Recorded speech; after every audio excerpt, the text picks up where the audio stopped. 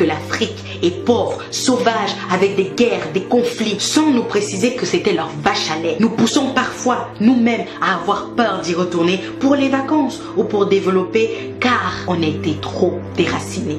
Ils nous ont dit, ton histoire n'existe pas ou plus, et ils ont écrit des mensonges sur la leur pour mieux le vendre à leurs enfants, mais surtout pour dominer celle des autres, en passant par le royaume de Soundiata Keïta, de Mansa Moussa, l'homme noir le plus riche de l'histoire de l'humanité, bien avant Jeff Bezos et ses amis. Ils nous ont dit à l'école de retenir le nom de Thomas Edison pour l'invention de l'ampoule, en oubliant volontairement Lewis Howard Latimer et son filament de carbone avec son invention de la lampe électrique. Ils nous ont dit que l'Égypte antique de Toutankhamon, Ramsès, Khéops, mais aussi Hotep, scientifiquement prouvé noir, était une thèse complotiste. Et que la terre des Noirs, traduit par Kemet, ne prouvait rien, malgré la forte ressemblance des traits physiques des Noirs aux statues égyptiennes. N'oublions pas les nez cassés. Et puis ils ont dit que Yoyot, Jean Yoyot, leur égyptologue de tous les temps, lui et lui seul détenait la vérité sur l'histoire de l'Égypte.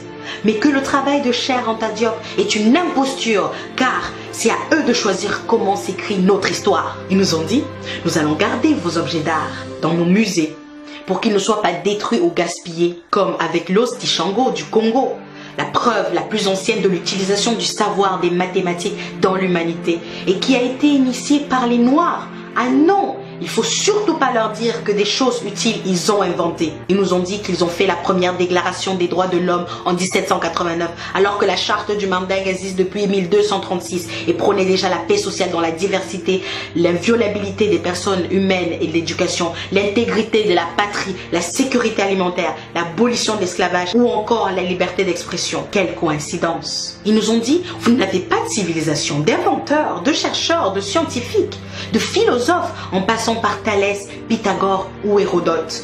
Ils nous disent aujourd'hui qu'ils sont là pour nous aider, pour lutter contre le Covid alors qu'ils n'arrivent même pas à le contrôler. Nous aider à nous délivrer de la famine avec leurs produits exportés, de nous délivrer des guerres que certains d'entre eux ont créées dans leur propre intérêt. Alors, ils ont créé des ONG pour donner du sens à leur vie, sans toutefois aider la vie de celles qu'ils prétendent protéger. Ils sont venus avec le FMI, la France-Afrique, le CFA, l'ECO et même le UN aujourd'hui. En toute sincérité, ils nous ont dit, et on y a cru pendant des siècles et des siècles jusqu'au 21e. Sincèrement, éperdument, naïvement, on s'est laissé convaincre et on a accepté ces mensonges. Et aujourd'hui, on nous traite de complotistes lorsqu'on veut rétablir l'histoire qu'ils ont falsifiée. Sommes-nous si faibles? Avons-nous oublié les recherches de Cheikh Anta Diop sur l'Égypte antique noire et leurs prouesses mathématiques, arithmétiques, scientifiques, agricoles et en médecine et en architecture, en littérature mais aussi en politique? Avons-nous oublié Madiba Mandela, Angela Davis, Thomas Sankara, Rosa Parks, Patrice Lumumba, Martin Luther King, Myriam Makeba, Malcolm X, Aimé Césaire et tous les autres? Et puis à moi, ils m'ont dit, ça y est, tu as la nationalité. Comme Adama Traoré, ta vie va changer. Et mes origines les ont toujours obsédées. Ils m'ont dit, il faut t'intégrer. Je me suis exécutée et j'ai parfois oublié mon passé. Ils m'ont dit, oublie ton passé pour avancer, alors que c'était juste pour me manipuler. Ils m'ont dit, arrête de parler, de te victimiser. C'est mieux ici comparé aux États-Unis. Chez nous, il y a l'égalité, du moins sur le papier. Ils m'ont dit, ta coiffure ne convient pas au poste. Je suis allée défriser, tisser, les cacher. Ils m'ont dit, ton accent est trop prononcé. J'ai commencé à whiteiser. Ils m'ont dit, ton nom n'est pas assez francisé. J'ai pensé à le changer. Non, je ne l'ai pas fait. Mon prénom l'avait déjà été. Ils m'ont dit, ta couleur est trop foncée. Mais comparé aux autres, ça va pour se moquer. Ils m'ont dit, il te faut un diplôme. Et je suis allée jusqu'en Chine pour étudier. Ils m'ont dit, il te faut de l'expérience. Et je suis allée travailler. Ils m'ont dit, il te faut du réseau, de la connexion. Je suis allée chercher. Et puis ils m'ont dit, je suis dans le regret de t'annoncer que nous ne ferons pas suite à ta candidature, car malgré tout l'intérêt que nous portons à ton profil, parfois trop qualifié, ce dernier a été refusé, sans même me dire désolé. Ils m'ont dit liberté, égalité, fraternité. J'ai voulu y croire parce que cela sonnait juste, mais quelle naïveté. Et enfin, ils nous ont dit beaucoup de mensonges, avec un petit mot d'accompagnement, rentrez chez vous. Et ça au moins, c'était vrai. Chers amis, chères sœurs, chers frères, chers pères, chères mères, pour que la vérité et le respect, la cohésion, la paix, pour que le Black Lives actually matter, il va falloir qu'on se réapproprie notre histoire, qu'on la transmette à nos enfants comme la Chine le fait avec les siens pour la réhabiliter. Il va falloir qu'on apprenne que le communautarisme qu'il pointe du doigt, c'est pour nous éloigner de la force économique qui va nous mener à cette dignité tant quémandée. Il va falloir consommer noir ou buy black. Cela va nous faire avancer. Il va falloir rentrer en Afrique, comme ils le disent, rentrer chez vous, pour que le continent soit enfin développé. Il va falloir qu'on se réapproprie nos terres que la Chine achète par milliers pour ne pas se retrouver expropriés. Il va falloir qu'on construise notre identité sans oublier notre passé.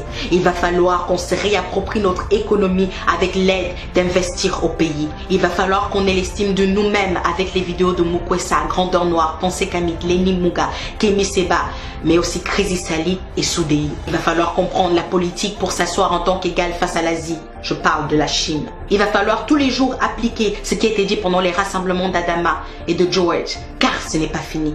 Il va falloir améliorer notre image comme le font les pays asiatiques en faisant du storytelling ou du marketing. Il va falloir s'insurger face à nos gouvernements qui laissent perdurer ce mépris. Il va falloir dénoncer, mais il faudra agir aussi.